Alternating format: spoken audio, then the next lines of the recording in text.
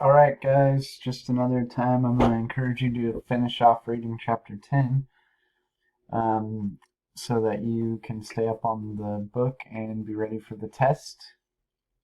This is part 2. We're going to be talking about later Islamic arts and architecture. The rest of the kind of lecture here is showing regional styles where art flourished because we have the situation where the Mongols invaded in 1236 to 1260. They had a huge empire that was in Central Asia, Persia, Baghdad, and Damascus. And so other areas where art flourished outside of the central part of Baghdad and Damascus and stuff that we've talked about. Syria. So these are kind of outlying areas, different areas that we'll look at. The first one is about that we're going to look at is in Spain. So it's the last piece we looked at in Cordoba. This is a little bit further south in Spain, and it's called the Alhambra, which means the red. It was the capital of the Nasrid rulers. They ruled the remaining Muslim territories in Spain. The other dynasties fell to the Berbers from North Africa, and then the Christians took it back from the Berbers. And this is a really interesting, beautiful building. I think I have a map. I thought I had a map of where. No, I thought I had a map of where Granada was, but I don't. It's further south of in Cordoba when you look at it. So this is the facade of the building, and this is an interior. It was a large palace fortress, and it means the red in Arabic. It's named for the rose-colored stone that it was made out of. If you see, it's kind of rose-colored. Only parts of the building remained. It was part of it was destroyed. Well, quite a bit of it actually, and it was saved by Christian victors of the area who eventually they took back Spain as kind of like a trophy. It's famous for its stucco effect on the walls and ceiling. You can see it right here. There were marble floors, elaborate, beautiful marble floors, baths to swim in, fountains. It was really gorgeously made. You can see kind of all this, the detailing in the windows and the stucco effect here. Pretty amazing. They had these courtyards with these lion fountains. I mean, so let's talk about this dome area first, though. It's an octagonal drum on squinches. And we've looked at a few versions of these. A lot of these we talk about octagonal drums. On each side of it, there's a pair of windows. 1, 2, 1, 2, 1, 2, 1, 2, 1, 2, like that. It's an interesting, like, star shape, too. Kind of beautiful. Hard to see because of the stucco decoration. It was hard to see this octagons. It was made to almost look like it was gone or not there, like the form was emerging from like stalactites and caves. It's made to hide the structure as a decorative form, so it's kind of beautiful. And also catch the light and reflect sunlight, shadow, and pattern. You can see how the light comes in and all the depth of shadow and patterning that's happening. That kind of relates in almost like a natural crystal formation stalactite way to this geometry and the inscriptions and patterning there. So it's really gorgeous. There's a lot of symbolism with this. The idea of a dome of heaven, a starry sky with sunlight flickering on it, and then there's poetry from the court poet, inscriptions in these lace-like ceilings. He talks about the lace-like ceilings compared to heavenly spheres. So, in other words, these being like stars in the sky and orbits that revolve around. So it has an interesting inscriptions in the palace here. You can see from an angle all the beautiful work of like patterning and geometry. It's really pretty amazing. This is another part of the Alhambra. It's called Court of the Lions. It's in the Palace of the Lions. So there were a lot of different buildings as part of this thing. And this is one of them. It's named after these fountains in the patio area. You can't see them very well, but they're kind of unusual because they're freestanding sculpture of zoomorphic imagery animals. We haven't seen a lot of animal depictions at all, let alone sculpture. And so these are lions, and that's pretty rare.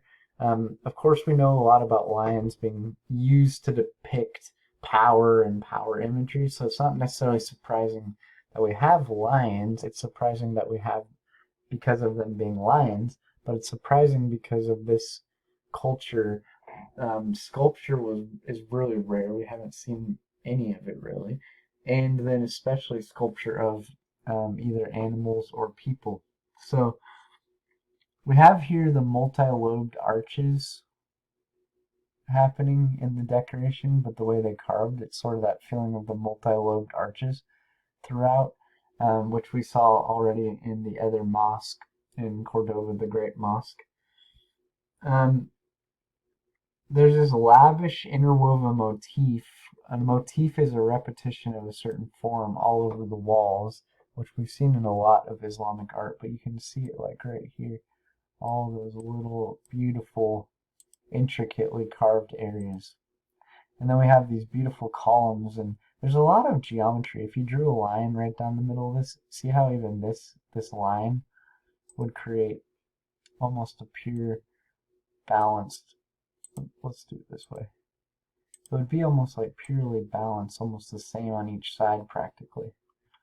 And so this is a really, obviously stable for the sake of holding it up to have balancing elements, but also design-wise very stable but interesting feeling to it.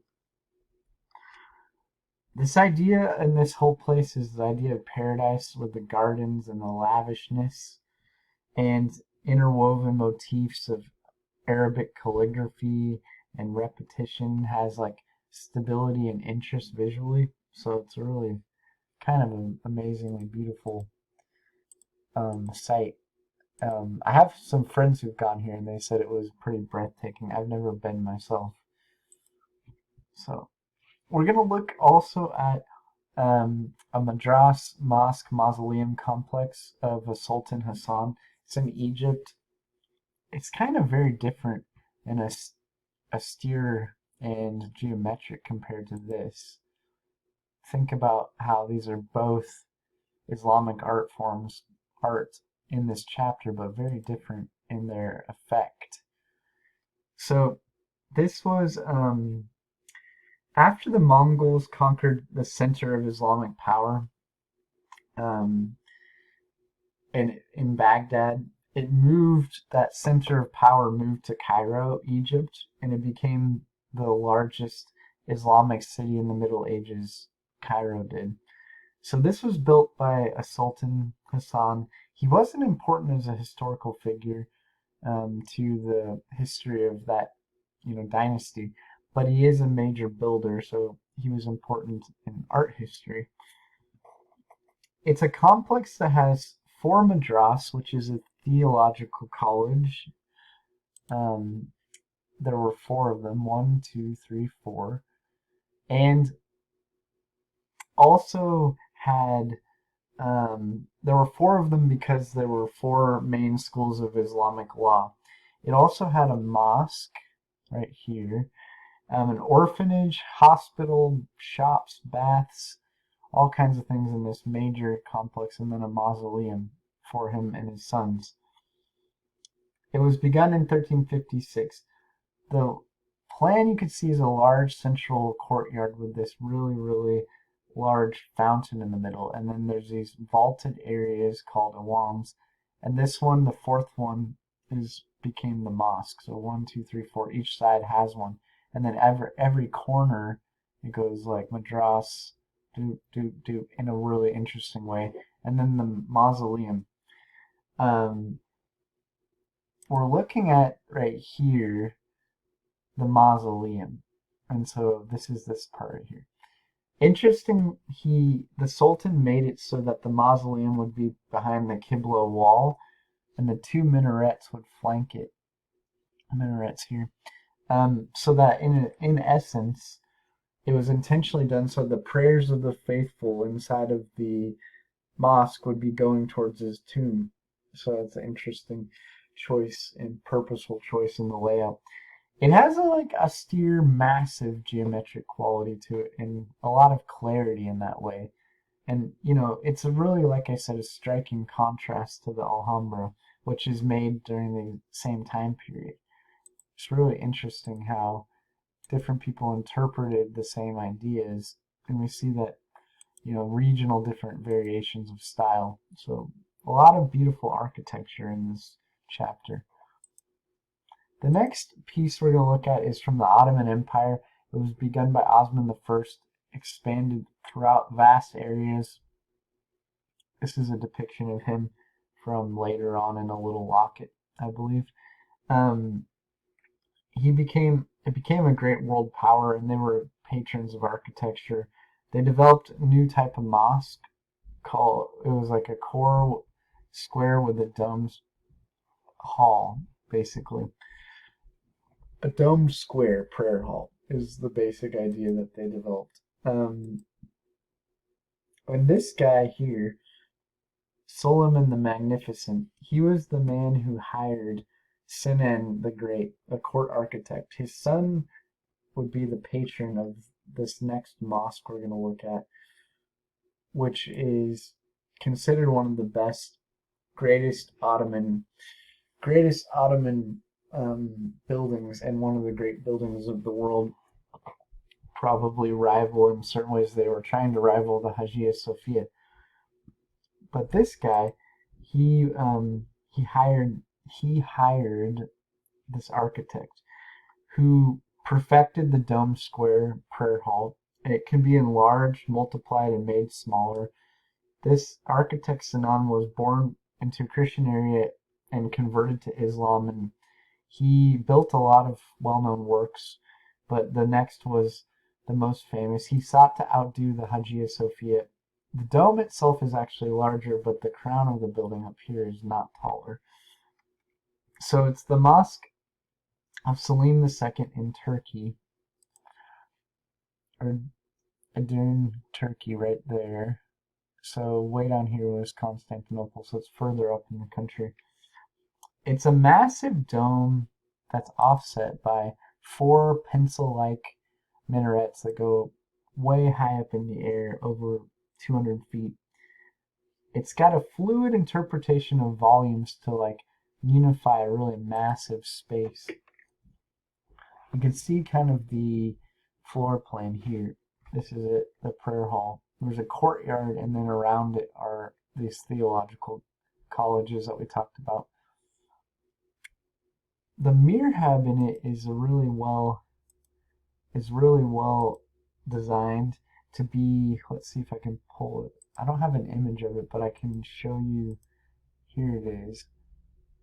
To be like a niche, like an apse, an alcove with windows that allow illumination from 3 sides. There's almost 300 windows in the whole building, and it's an octagon with a dome, covered square fusion floor plan. Has 4 half dome covered corners. So it's pretty interesting building, really. You can see those right there.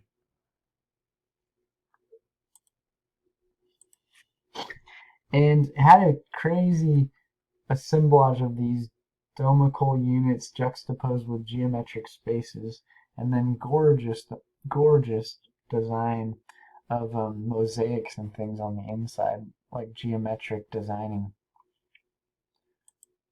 You can see how it was designed with these big piers, and then how it has these arches, and then the huge dome with all those windows.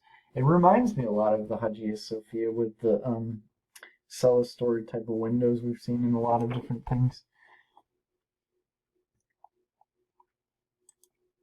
You can look up in these half dome area corners, and you see all these lights.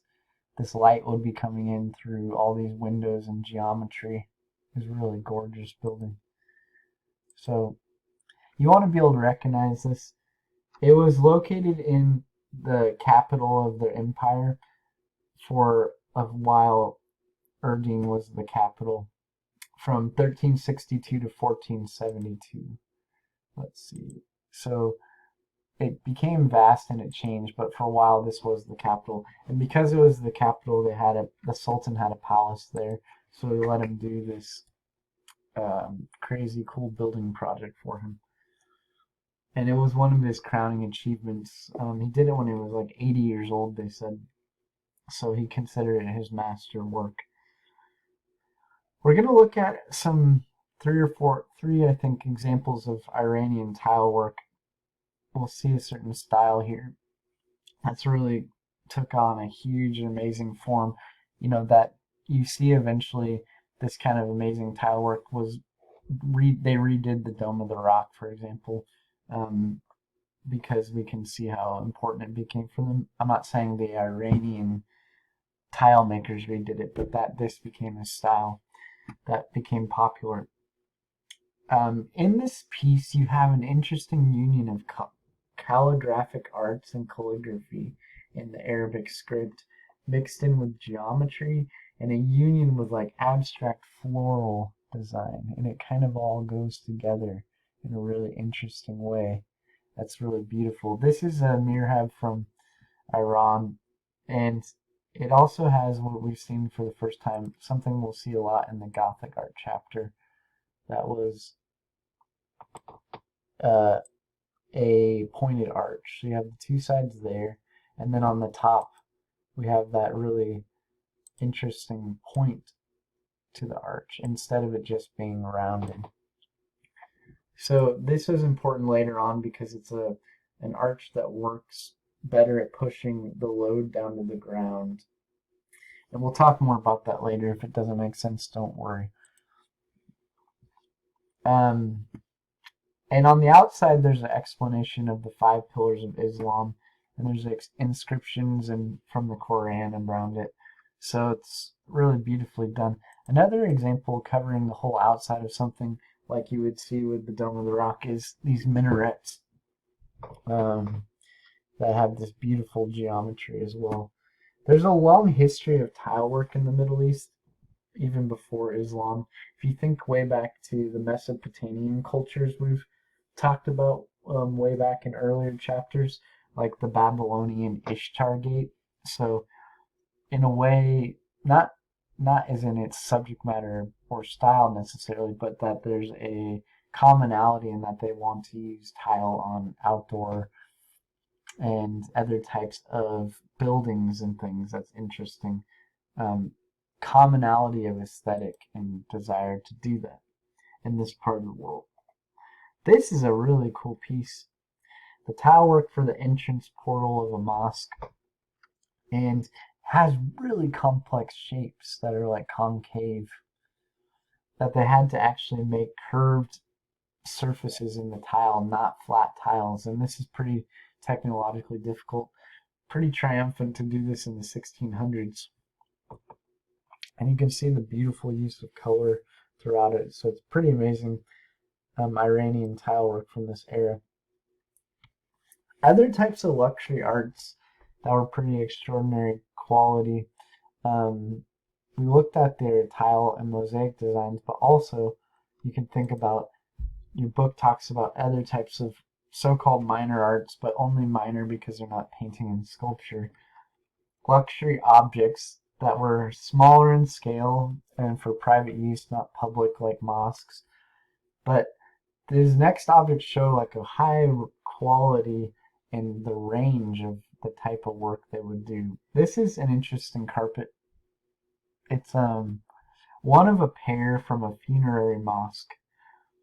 It's really large actually. This doesn't show you how large it is, but it's almost 35 feet by 18 feet, almost 34 and a half by 17 and 7 inches. So basically 35 feet by 18 feet. And in it we have some different type of imagery. This is actually like a dome.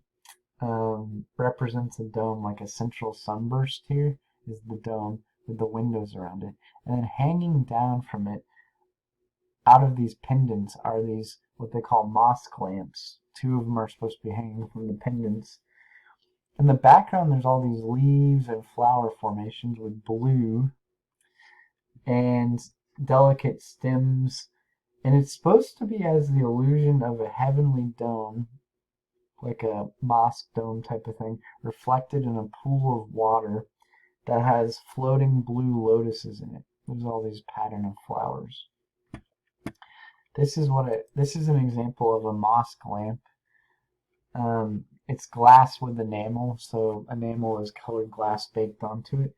It would hold oil in a wick and would have hung on chains. So these right here are the mosque lamps. So it's almost as if you're seeing a pool of water. You see like almost like a mosaic outline, a pool of water reflecting something above it with hanging lamps. Pretty interesting. This actual lamp here in your book is an actual object that was beautifully made as well. And it has some different type of script on it that's in Arabic that compares the light of the lamp to God's light. And like in a light in a lamp would illuminate the verse from the Quran, basically, so it would actually project it. So it's interesting uses of imagery of light and God's light. We've seen that before in previous chapters. So commonalities in the use of light as a metaphor. This is a book page from the Tamerlanes were the successors of Genghis Khan with an Islamic empire in Central Asia. They were patrons of the arts, and this was made in Herat, one of their centers of book production. And it was painted by the most famous painter in his day, Behzad. It's functional as a book. It's a book that is translated as The Orchard by a Persian poet, Said. And it's a page that's got really vivid colors, intricate design work, and you see scripts and like design work like the tiles that we've seen and even like the rugs we've seen. And it's got like a flatness to all that, but also depth of space shown through not accurate like one point linear perspective, but some amount of an idea of depth and perspective through the way these lines are and the overlap. And the text is balanced throughout the piece. It's spread throughout the imagery. You can see it in various spots.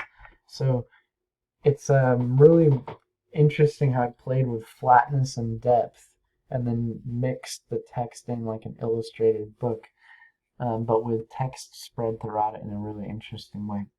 It's a retelling, or a new version, I should say, of a narrative that is in the Old Testament of the Bible originally, that was also retold in the Quran, of Joseph, the one of the multicolored coat that you've seen and probably heard of many a time, Joseph with from the Old Testament, that he was seduced by Potiphar's wife. So in the story, in the Old Testament, he's seduced and he runs away.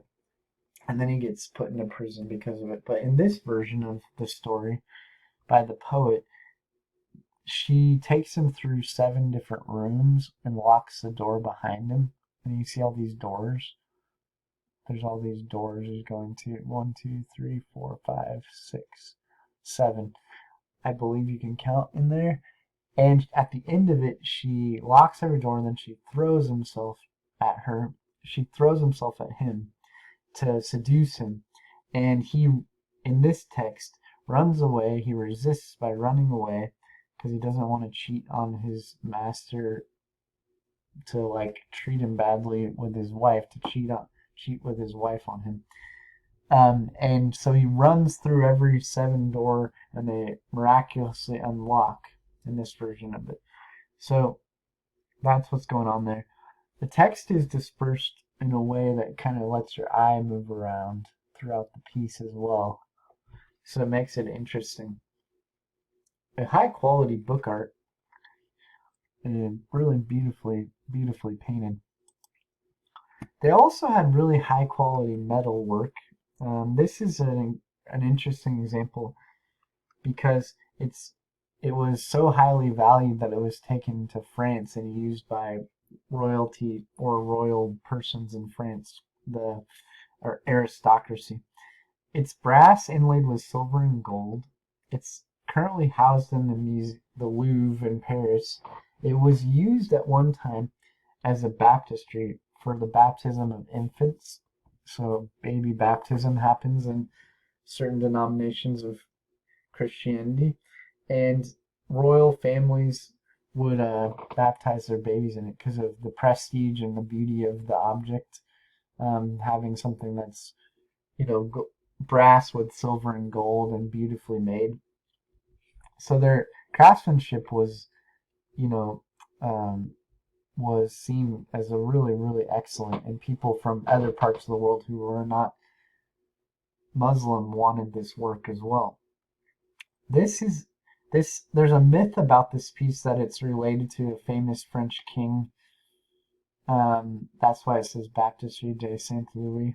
Um, he died before this piece was made, though, so that's not actually true. It's got on it a depiction of Mamluk hunters. They were the sultans that ruled Egypt and Syria from 1250 to 517, and they defeated the Mongols. So there's enemies on here that are Mongol enemies. They defeated them to have a dynasty. They were eventually overthrown by the Ottomans. So that's kind of what's showing on here. This whole play out of the enemies between the fight between each other, and then on the top and bottom are friezes of running animals, which are you can see look like some kind of lions and different creatures that we've seen to be power animals, right? And then overall throughout it, there's this interlocking vegetal vine type of patterning everywhere. I like how it has this repetition all around it to bring visual interest throughout the whole piece. The decoration is on the sides, inside, and on the bottom, so it's all over the whole thing with the animal vegetal forms. So it's another example of really high craftsmanship in metal form. The last piece we're going to look at is actually a canteen, and it shows again this idea of the value of their craftsmanship because it was made by they're not sure who and not sure for who, but somebody in the Crusades commissioned this to be made for them. It's got episodes from the life of Christ. It's also brass with inlaid silver, and I don't think it's pretty clear, obviously, that um, a Muslim person making something for a Muslim wouldn't want the life of Christ on an object like this because they don't want depictions of zoomorphic things. So, and where it was found and what it was, it's pretty clear that it was made for a crusader by a craftsperson in this part of the world. So they valued their craftsmanship. But it's interesting because the inscriptions are still in Arabic. So it's a really interesting combination piece, and it shows parts of Christ's life in the same style with this kind of flatness and geometry and decoration, really beautifully made. All right, that takes us through chapter 10. You have a discussion post question that you need to answer. What is the role of architecture in the religious practices of Islam? Use specific examples. Your assignment will tell you to use one or two pieces. I would encourage you to use one because it's easier to focus in that way. If you have questions on anything we've talked about here, please feel free to reach out to me. As ever, I have a lot of ways to be contacted. Question and answer cafes, being messaged directly, all the different ways. So I hope you guys are doing well out there and talk to you soon.